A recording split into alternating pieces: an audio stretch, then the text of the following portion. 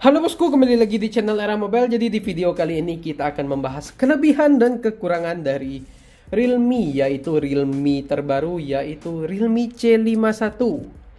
Nah, mungkin buat kalian yang penasaran, mari langsung saja simak video berikut ini. Nah, pertama-tama kita akan bahas dari kelebihannya dulu ya.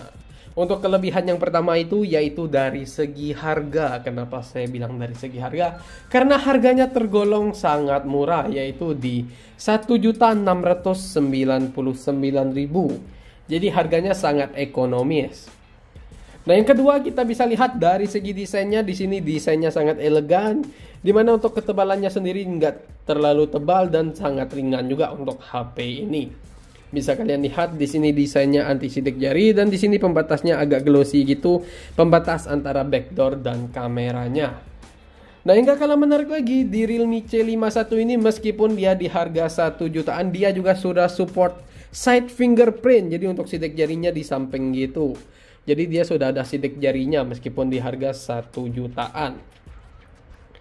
Nah, kelebihan berikutnya yaitu dari segi pengecasan. Kenapa dari segi pengecasan? Karena untuk pengecasannya sendiri sudah tergolong cukup besar, yaitu di 33 watt fast charging. Nah, mungkin kalau kita lihat di brand-brand lainnya atau di merek lainnya itu, mungkin di harga 1 jutaan pengecasannya hanya di 18 watt, mungkin paling gede itu di 22 watt ataupun 25 watt, itu juga jarang banget. Yang paling banyak itu di 18 watt. Tetapi di Realme ini dia sudah bisa mengeluarkan yang 33 watt fast charging. Jadi untuk pengecasannya sudah tidak dapat diragukan lagi.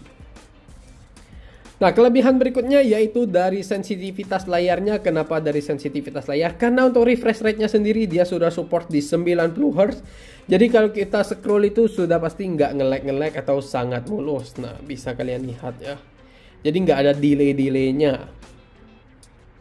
Dan juga di Realme C51 ini dia sudah menggunakan versi Android terbaru, yaitu versi Android 13. Jadi meskipun harganya ekonomis, tapi versi Androidnya tetap nggak ketinggalan. Nah, berikutnya kita akan bahas dari kekurangannya. Untuk kekurangan yang pertama itu saya bisa bilang dari segi chipset. Kenapa dari segi chipset? Karena dia masih menggunakan Unisoc Tiger T612. Dimana juga dia setara dengan Realme C53. Mungkin kalau di brand-brand lainnya di harga 1 jutaan itu minimal dia sudah pakainya Helio G35 lah ya, kurang lebihnya. Tapi untuk di Realme ini dia masih menggunakan Unisoc Tiger.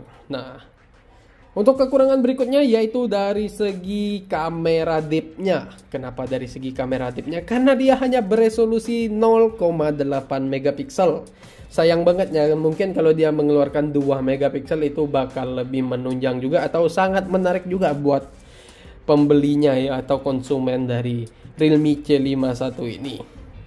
Nah, untuk kekurangan berikutnya yaitu dari segi layarnya dia masih menggunakan PLS LCD. Mungkin kalau dia menggunakan dia masih menggunakan IPS LCD. Nah, untuk layarnya sendiri dia masih menggunakan IPS LCD. Mungkin kalau dia menggunakan PLS LCD, mungkin layarnya bakal lebih jernih juga. Tapi nggak usah khawatir karena dia sudah support untuk refresh rate-nya 90 Hz. Nah, kekurangan yang terakhir itu sangat disayangkan, yaitu dari segi penyimpanannya. Kenapa dari segi penyimpanan? Karena untuk penyimpanannya tergolong cukup kecil ya.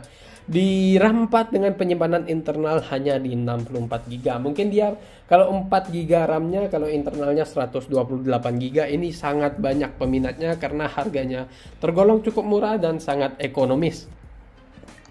Nah, oke bosku, mungkin itu saja video pembahasan kita di kelebihan dan kekurangan dari Realme C51 ini. Jika ada kesalahan boleh kirim di kolom komentar. Stay terus di channel kita Era Mobile. Jangan lupa like, subscribe, and share sebanyak-banyaknya. Terima kasih.